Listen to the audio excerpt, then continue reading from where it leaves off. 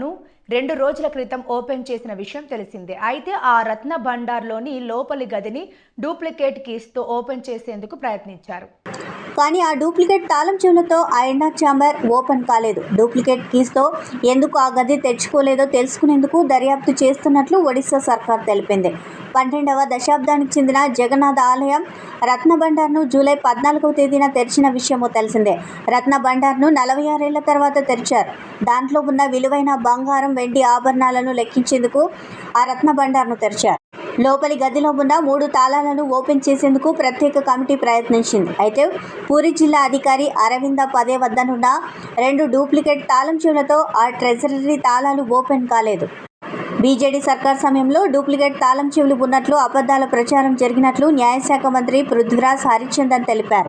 దీనిపై దర్యాప్తు చేపట్టనున్నట్లు ఆయన వెల్లడించారు. ఆదివారం రత్న భండార్లో 3 తాళాలు డూప్లికేట్ తాళం చెవులతో ఓపెన్ కాకపోవడంతో స్టాండర్డ్ ఆపరేటింగ్ ప్రొసీజర్ ప్రకారం మెజిస్ట్రేట్ సమక్షంలో లోపలి గదికి చెందిన 3 తాళాలను పగలగొట్టారు.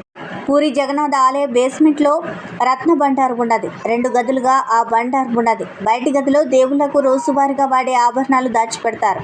ఇక లోపలి గదిలో దేవుళ్లకు చెందిన బంగారు ఆభరణాలు దాచిపెడతారు.